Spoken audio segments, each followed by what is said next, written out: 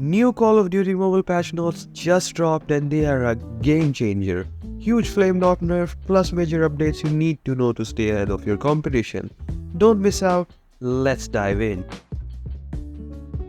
Yet another set of buffs have come to the Lag 53. The marksman barrel now has a reduced movement speed debuff down from 8% to 4%, and the 30-round magazine too got its movement speed debuff reduced to 3% from 6%. These are welcome changes but don't address its main issues of mobility and time to kill that make you think you're lagging. The ISO got a very nice buff to its FSS Nightshade barrel, with its damage range buff being increased from 10% to 30%, horizontal recoil control buff being increased to 9% from 6%, and the bullet speed buff being increased to 25% from 15%.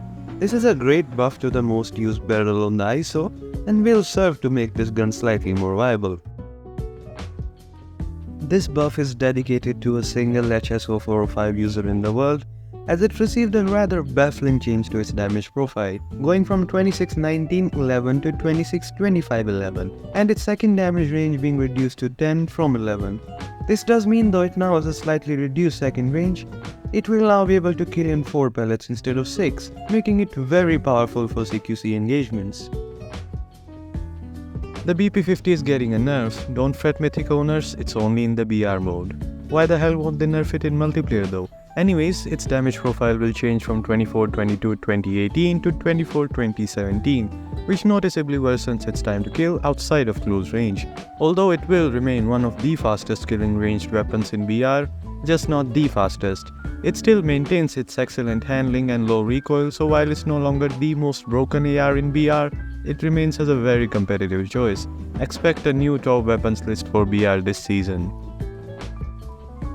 This one is dedicated to our Garena viewers. The BY-15 has been buffed to now being able to reload faster, and its slug routes got their damage range increased to 39% from 15%. These are some rather good changes and will allow you to get longer range kills much more consistently. This makes it a very compelling option if you can manage to keep engagements within its one-tap range. The Holger got a buff to its ADS spread accuracy. Its ADS bullet spread has been reduced to 28 from 2011, and its base magazine capacity has been increased to 110 from 100. Though helpful, these changes still don't address the flinch issues, which is very high for an LMG. The AR configuration also has pretty poor ADS speed for the stats it offers. Type 63. Don't get scared, this too is a BR exclusive. It has got a much needed buff to its camera shake as it has been reduced considerably. This finally makes it usable instead of being the worst gun ever.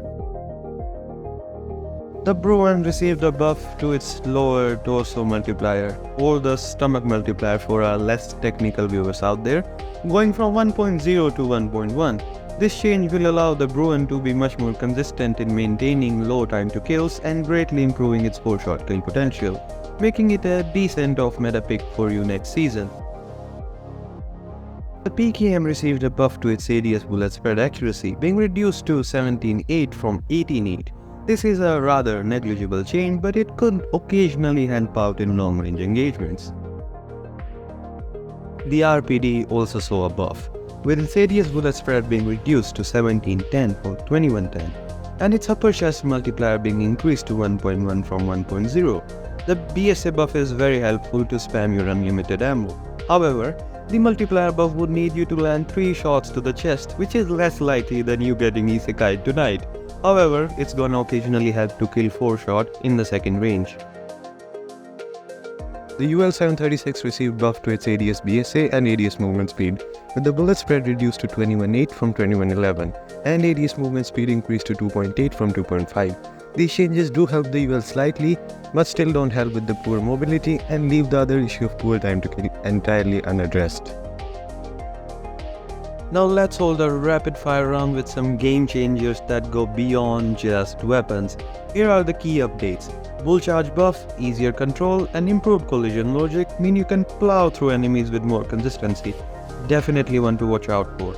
The Shadow Blade has been buffed, faster activation, perfect for player rooms in hardpoint. Expect to see this in more loadouts. And here's the big one, what you clicked on the video for. Flame Knot just got gutted.